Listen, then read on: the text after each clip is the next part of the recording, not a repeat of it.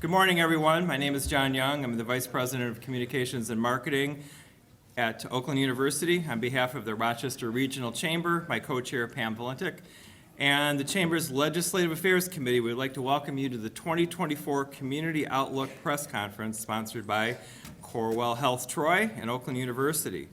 Now, normally I talk about Maggie, but today we're going to switch it up. I'm actually going to introduce Maggie to say a few words on behalf of the Chamber and the Chamber Foundation. Maggie, come on up.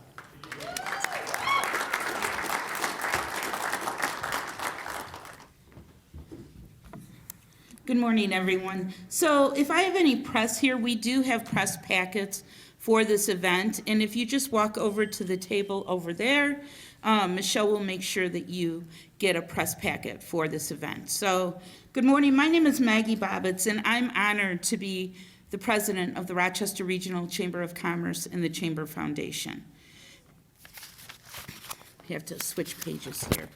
The mission of the Rochester Regional Chamber of Commerce is to provide leadership resources in order to advance business development in partnership with civic, cultural, and educational interests for the benefits of its members and the community. The staff adheres to our core values daily while working with our members and our community. We also adhere to the Chamber's core values, which are innovation, collaboration, integrity, and we all believe that your success is our mission. With the Chamber having over 700 members strong, and in order to keep with the mission and our core values of the Chamber, I'm happy to announce that we are expanding our staff. First, I'd like to congratulate Nicole Condon on demonstrating a deep commitment to the Chamber mission and always going above and beyond in her regular duties. Since her time with us here in July of 2022, she has grown extensively in her professional career. Her enthusiasm and professionalism are a great asset. Hence, the Chamber has decided to promote her accordingly with a new title of Membership Engagement Director. In addition to her office management role, congratulations, Nicole. We are proud of your advancement and wish you continued success. Next, to take on Nicole's former role of event director, we welcome our newest staff member, Jennifer Westfall, to our team. With wide-ranging experiences in managing events, customer service, and administration, we anticipate Jennifer to thrive at the Chamber. Please help us welcome her and make her feel at home in our amazing community.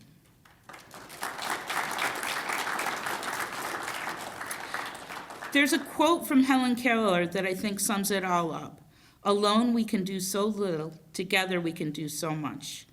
I'm confident we have the right people in the right roles, and we look forward to our team accomplishing great things this year. Thank you.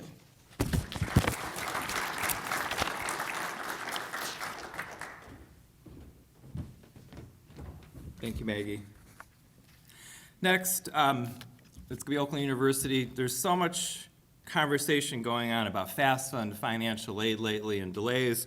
Brian and I decided we wanted to have our new Director of Financial Aid and Scholarships, Nicole Bullock, to come up and speak on that. Nicole, come on up. Thank you.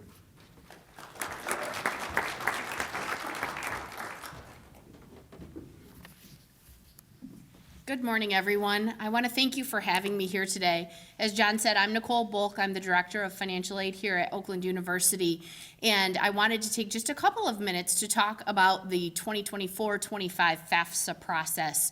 I'm sure if you've been following the news at all, you have heard of the delays that we are experiencing in trying to produce financial aid offers to our families and to students across the United States. One thing I want to point out is that typically we produce financial aid offers to students in October so that they can make educated decisions on where they're going to attend school.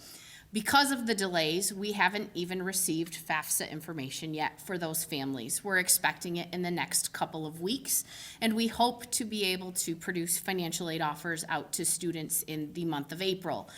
As you can imagine, that's causing stress for students coming into college and making decisions on where they're going to attend school. The delays are a part of the Department of Education's FAFSA Futures Simplification Act, and it's the most significant change we've experienced in financial aid in 40 years. So as you can imagine, we too are feeling the stress that the families are feeling in trying to get aid offers out to families. While we could focus on the negative, I'd rather focus on the positive of what is happening. The reason for this simplification is because it is making more students than ever before eligible for increased amounts of financial aid funding. That's significant for students and for the state's goal of the completion of a higher ed credential. Although we have not been able to produce financial aid offers yet across the United States, we do have tools to help our families. And one of the things I would like to make all of you aware of, if you're helping your own children or students in the schools or are working with family members or community members, here at Oakland University, we have updated our net price calculator, which is widely available on our website, to help prospective students to get an estimate of how much financial aid they could expect to receive if they were to attend Oakland University. We do also offer full presidential scholarships, which cover tuition costs here at Oakland University for our top performers that are coming in as new students. So for 4 years, they can attend the university completely tuition free. We are still accepting students into those programs and applications for that full presidential scholarship. So if you know of anyone still looking to find their spot in higher education, we would encourage you to have them have a conversation with us in financial aid or with our admissions office. We also made a significant commitment to both incoming students and our returning students. Our students who are graduating with the class of 2024 are being supported more than ever by the state of Michigan with the new Michigan Achievement Scholarship. That Michigan Achievement Scholarship, even if they qualify for Pell Grant, may not be enough to fully cover their education. So at its core, financial aid is about promoting the future and helping those who otherwise would not be able to attend higher education. So Oakland University made a commitment with our new Golden Guarantee to provide free tuition for those students who have family incomes of $70,000 or less and family assets of $50,000 or less that also qualify for the Michigan Achievement Scholarship. Those students can attend Oakland University tuition-free for 4 years. And on top of providing them with tuition assistance, we also are helping them to live on campus by providing about half of their on-campus housing rate free of charge as well. So for families who are looking for an option, an affordable option for education, we feel like this is a huge commitment to the community and to the students across the state of Michigan. Because of the changes in the FAFSA, we also needed to make some decisions about our continuing students. We don't know what these FAFSA changes are going to mean, for sure, until we start to get data from the Department of Education. So we have students attending Oakland University currently on need-based grants, and we didn't want to negatively impact those students simply because of external changes that were happening. And so Oakland University, about a year ago, decided that we were going to make a significant commitment, and regardless of what the FAFSA changes meant for those students, we were going to continue to honor their scholarships and grant aid so that they could continue attending here with the same level of support they had when they decided to attend Oakland University. That was a huge commitment from Oakland University and a bit of a risk, not knowing where our FAFSA was going to land and what types of federal and state aid support there was going to be. But we believe in the students, and we want to make sure they continue to have access to higher education at an affordable rate. A couple of other things I just want to call out. I was speaking earlier with folks in the room, and we were talking about social work and our counseling programs, and we've had some huge movements there also with business partners in the community. So we have received gone into a partnership with Easter Seals Mork, where we are helping to provide future counselors and social work support professionals to them, and in return, they are helping to fund those students with some help towards their educational costs. Those kinds of partnerships are a win-win for our students and also for the business community, and we want to continue to explore those kinds of partnerships throughout this Southeast Michigan area for the betterment of your businesses as well as for our students here at Oakland. And then finally, we also have partnerships with facilities such as Corewell Health, which we're much appreciative of. We know that there's a nursing shortage across the state, and Oakland plays a huge part in providing nurses to the systems here in Southeast Michigan. And with our Corewell partnership, much like Easter Seals Mork, we are also helping to provide few nurses into their facilities in exchange for some help for our students to fund their education. So we're very appreciative of those partnerships.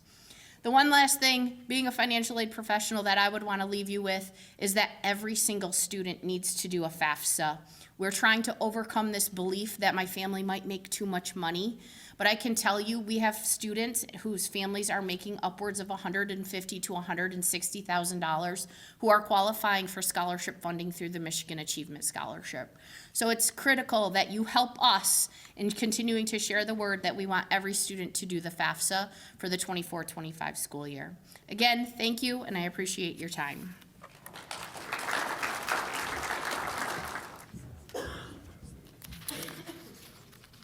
Okay. Next up, we shift to the City of Rochester and Mayor Stuart Bickson. Stuart, come on up.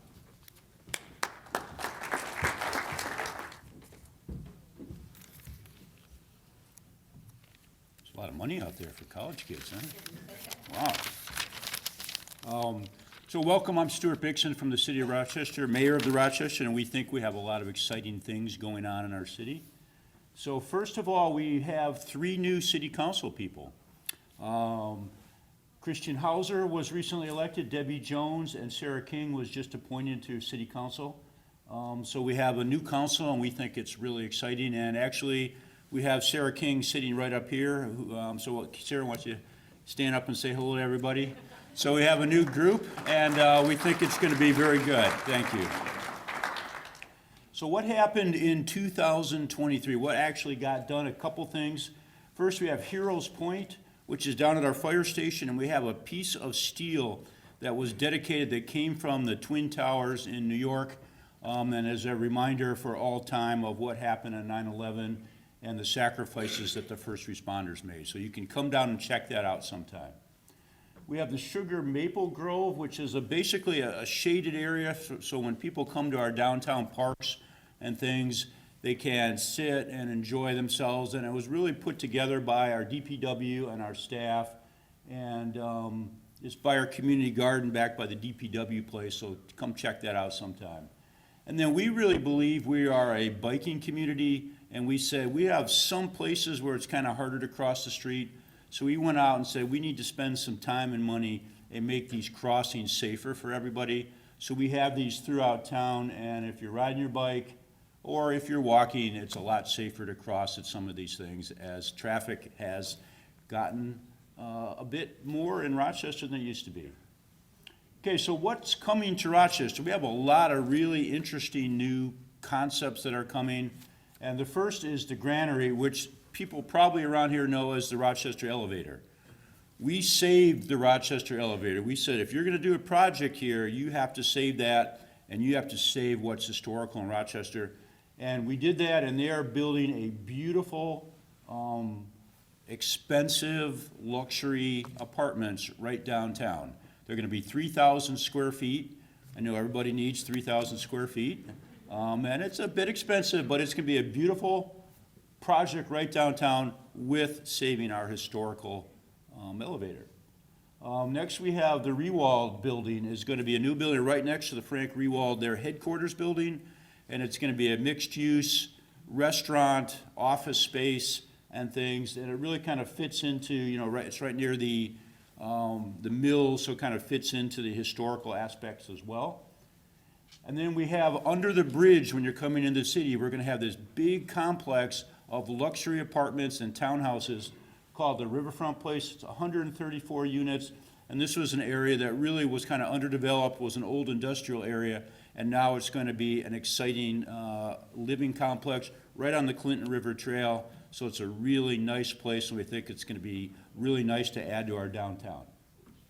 And then Par Pharmaceutical, the largest employer in Rochester. Why are we talking about that? Because they are spending millions and millions of dollars expanding their facility. They did an aseptic tank, and if you want to know what that is, you can talk to me later. They do water and stuff like that. but they're expanding, and we're very excited about that. And again, they're spending tens and tens of millions of dollars making their future in Rochester. And then we talked about this a little bit last year. We got 2 grants from the federal government of over $1 million, or total of $1 million, and it's going to be 2 new parks that are accessible for children with special needs, and all kinds of different types of people can use this. So we're very excited about this, and it really kind of fits a niche in our park system where we want to make it where everybody of all abilities can come and use our parks. And then kind of what's in planning right now, we have another thing. This is the diversions, again, underneath the bridge when you're coming into town. It's upscale luxury apartments that we think are really neat, and they are almost through the planning phase, and we think that's going to be an exciting project for our downtown. This is a big project. This is just coming to planning, so don't anybody get too worked up, but that's over by the Solaronics, over across the street from Dillman and Upton. We had some things that they put in that we kind of didn't want, but now they're looking at putting 45 luxury condos in there that we think are going to fit right on the trail. They're very environmental friendly, and we think is going to be an exciting project. Again, it's in the planning stage, but we think it's an excellent project that we see. Next is the preserve, which is also under the bridge. So it sounds like we're going to have all kinds of stuff under the bridge, but there's actually more land and things down there than you think. There's 5-6 acres down there. There really was industrial. It was some brownfield issues. We're going to get that cleaned up and really make that area, which now was maybe a little bit of an eyesore, into what we consider an excellent part of our community with very nice luxury apartments. And then lastly, this is the thing all over town, and Mr. Silvari will talk about it. We have approached the Rochester School Board and talked about what can we do to save this historic building and do a pretty neat project. So when we had our goals and objectives, we said, what can we do? We've met with the school board a couple times, and we're going to collaborate with them, and we think that we have potentially a very exciting project to save this building that has a lot of history and a lot of respect in our town. So those are some of the things that are going on, and we're also going to maybe get that painted this year as well. So thank you, everybody. Have a nice day, and we'll see you later for questions if you have any. So thank you.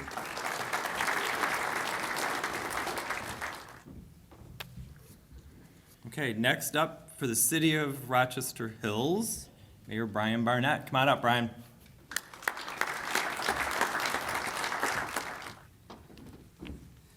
Good morning.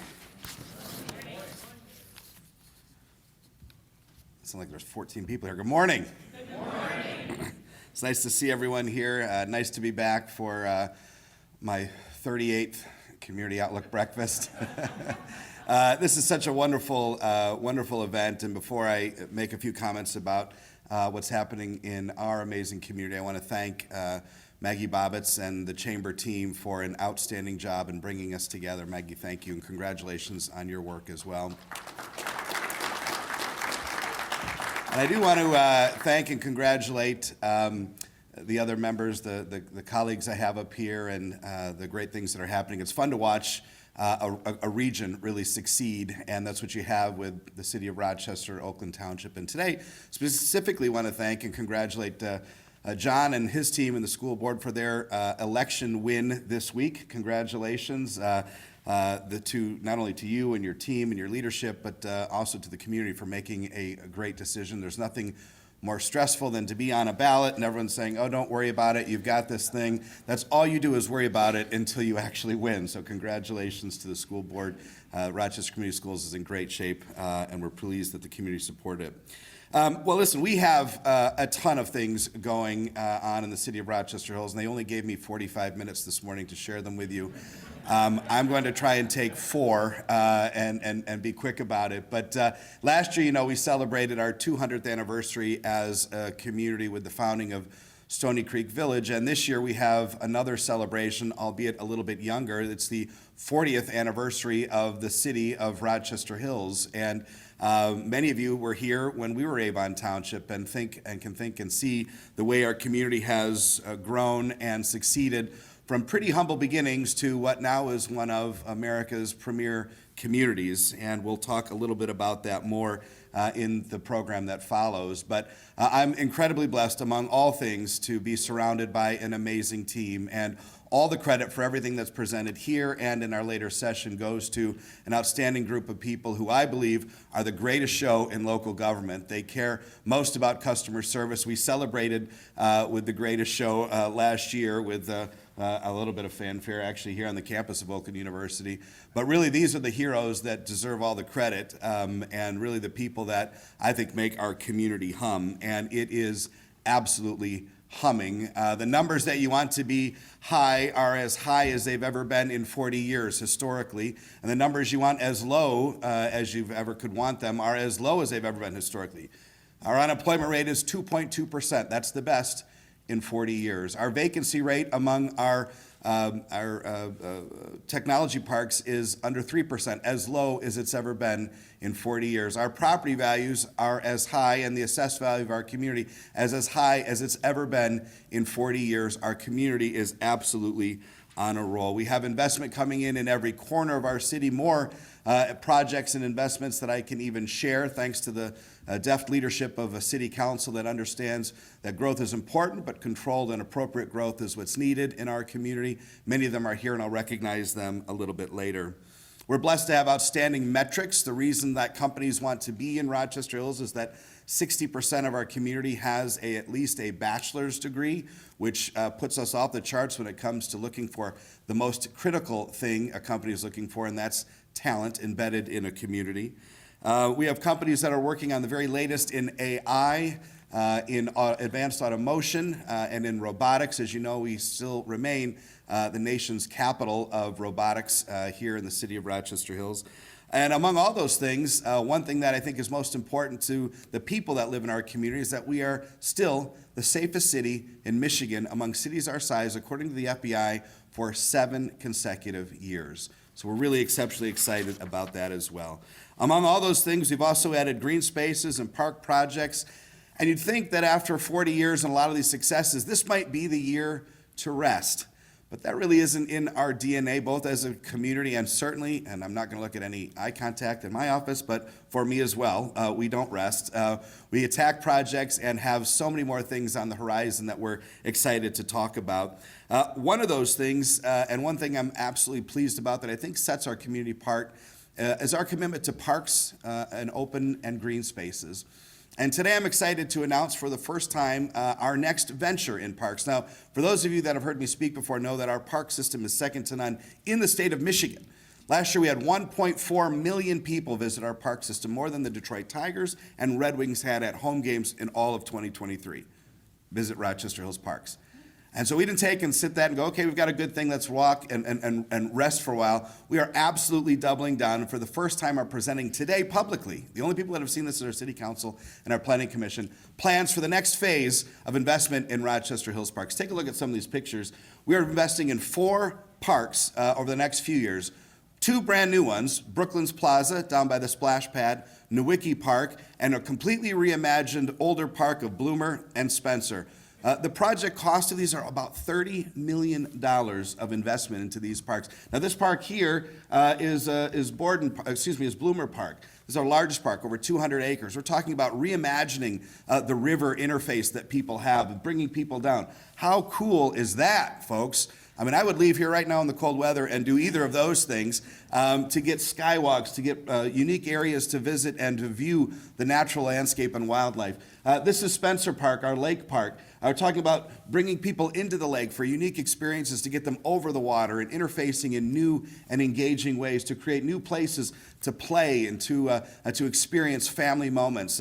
All of this happening hopefully in the next couple of years. This is Nowicki Park. This is sort of like Innovation Hills 5 years ago, a blank canvas for us to completely look at how we engage residents in an area of a park. This is just across from Adams High School, just north of the village of Rochester Hills. 35 acres. It's the same size as the village of Rochester Hills. You ready for this? The city's first dog park is being planned. Well, look at that, dogs. Dogs have a great... Dogs, man, I'm glad I never run against a dog. I would lose in a heartbeat.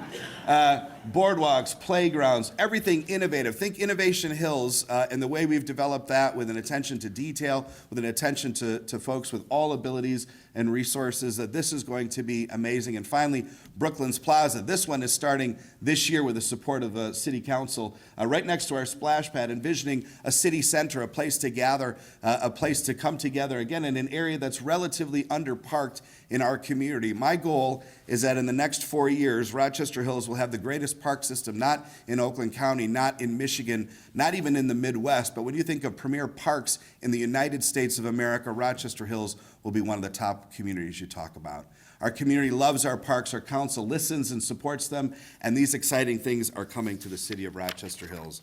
Now, on the other side, something I'm incredibly proud of is the work that our city is doing in a really historic fashion in cleaning up a lot of the areas of our community. Our community developed many times in the 40s, 50s, 60s, and 70s when areas to the south of us were taking trash and dumping it in our community. We have lots of landfills in the city, and last year we went in historic fashion and asked in an almost ridiculous fashion for an unfathomable number of resources, and the state decided to give it to us, $75 million just for our community to clean and turn landfills into living spaces. And next Monday, the City Council will hear its first project where we're going to take a landfill and clean it and eventually put condominiums and homes there for people to, again, as I said, turn what was once defunct property into viable, livable space. And this is something that will change the nature of our community forever. $75 million just for Rochester Hills over the next 4 years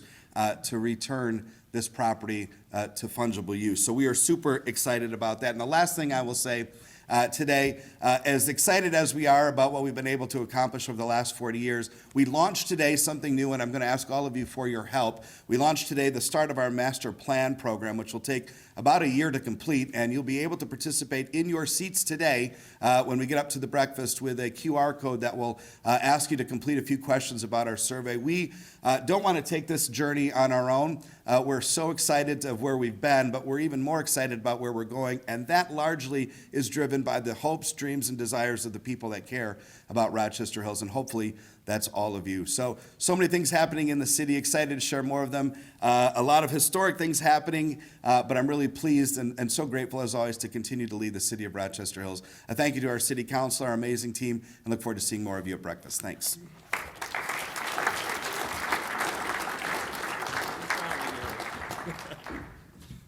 Thanks, Brian. Our final speaker for the morning, Rochester Community Schools Interim Superintendent, John Silvari.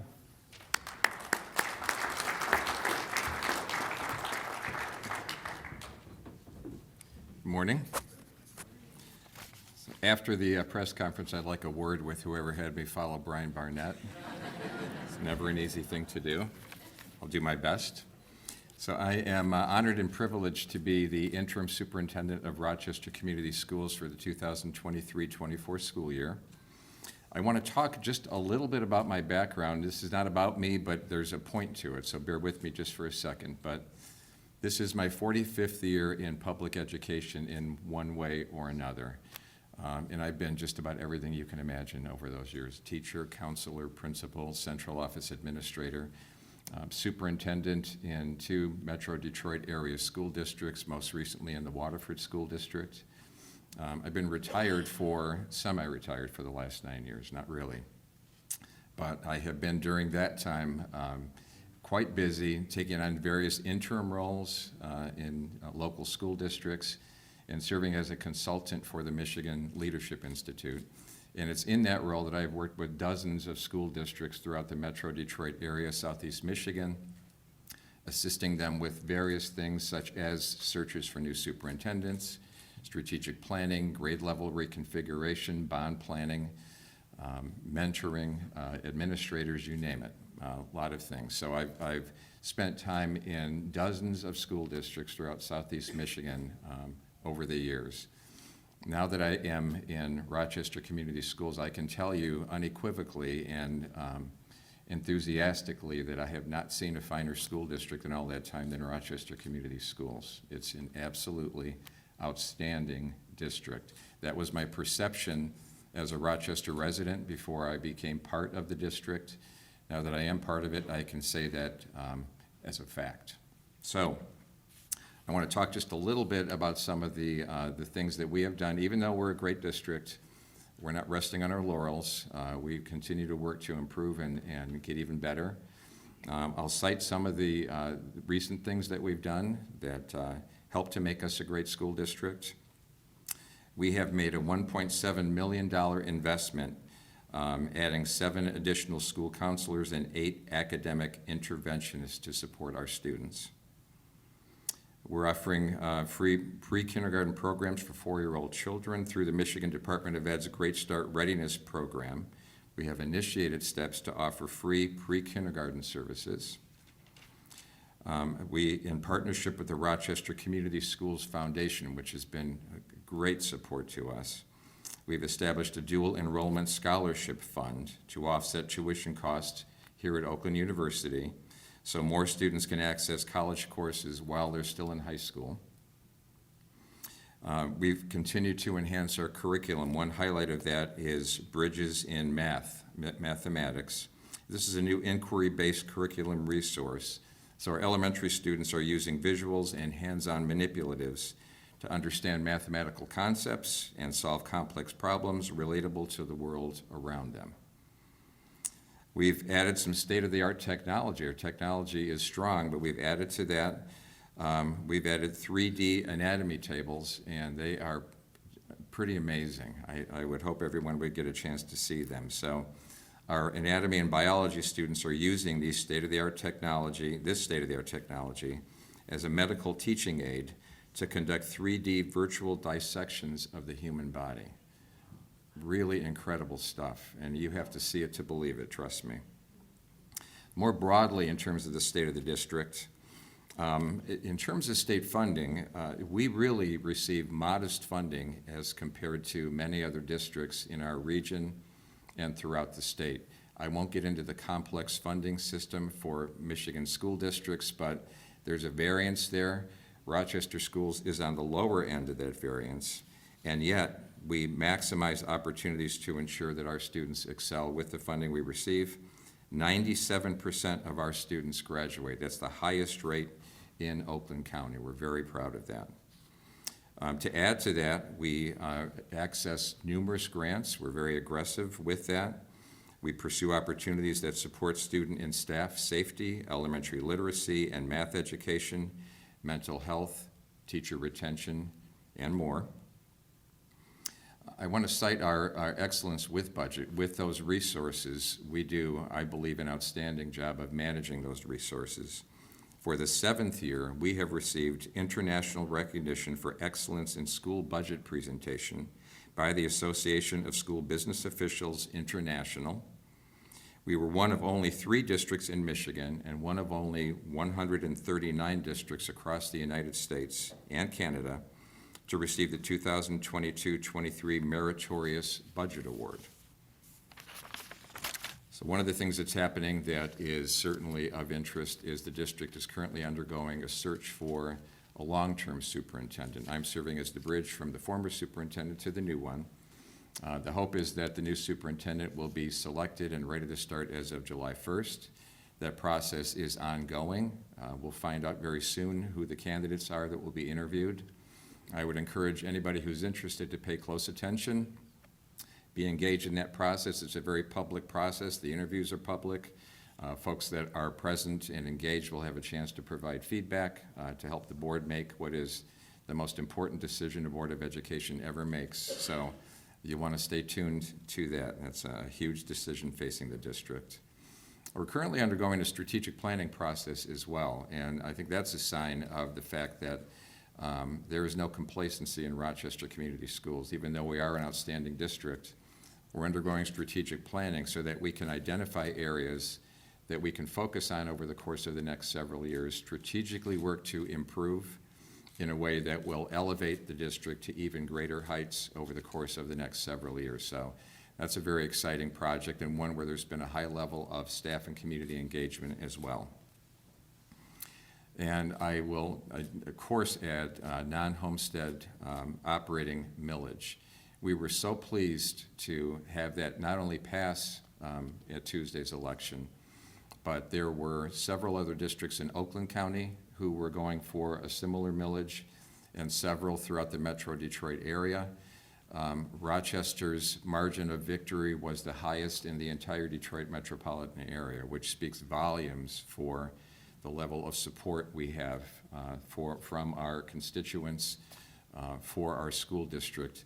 And we just couldn't be more pleased and proud and grateful for that. So we want to thank anyone and everyone who showed their level of support, and we're so grateful and appreciative. It will allow us to maintain our current level of funding and continue to provide the great things we do for our students.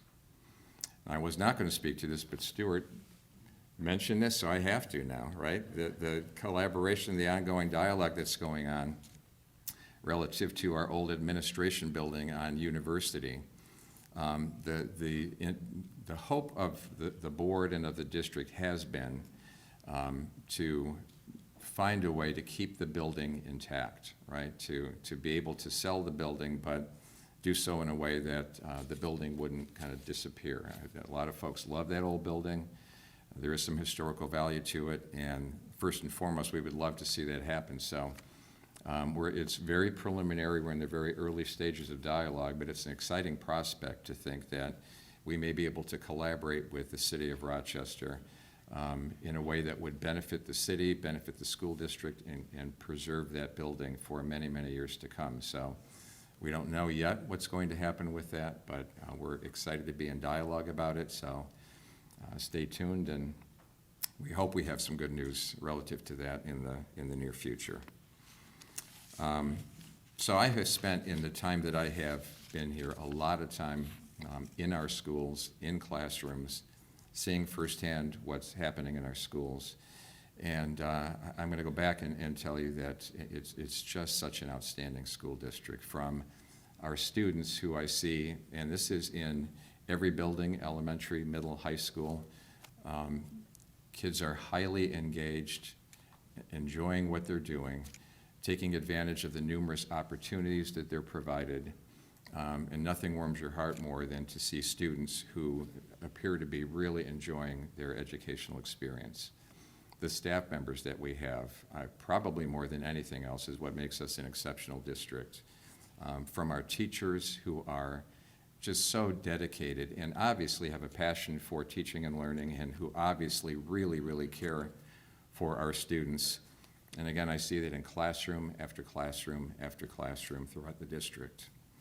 Our administrators, from the building administrators to district level administrators, many of whom are here today, highly committed people who, again, it's such a great district that it would really be easy just to kind of try to keep things going as they are and be satisfied with that. But I don't see an ounce of that in our district with our administrators. They are constantly kind of keeping the pedal to the metal and looking to improve what we're doing for our students and provide the absolute best educational experience we can for our kids. Our parents are highly engaged and supportive, informally and even formally, through our PTAs, PTA Council, and others. Always there for us. We had a PD day on Tuesday on Election Day, and we had our PTA Council there providing some treats and coffee to participants. And I told them that I appreciated it, even though that was the least important, literally, thing that they do for our district. They do so many wonderful things that enhance the educational experience of our students, and we are so grateful for that. And our community partners, and the community partnerships we have in this district are absolutely incredible. I can't imagine asking for more support or assistance. The collegiality that exists between us and our city partners is just tremendous. So it's kind of amazing to me, again, as somebody who's been a resident, but honestly has been a little bit oblivious to all of this during the time that I've lived here, about the 16 years or so that I've been here. So it's been very gratifying to see all of this. And as a resident, I'm just so grateful to be a part of this and now to have the opportunity to be a part of this amazing school district and amazing community in this way. So I'm so grateful to have had this opportunity to serve. So in closing, our motto is pride and excellence. So we do have an absolutely excellent school district that's very accurate.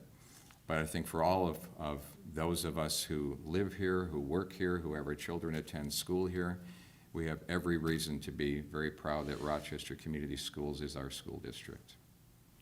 Thanks for having us here this morning. Appreciate it.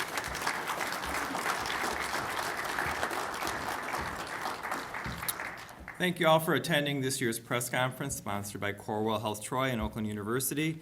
For more information on any of the press releases shared today, you can contact the Rochester Regional Chamber of Commerce. Now, please join us down the hall in the Founders Ballroom for networking and the breakfast. Thanks, everybody.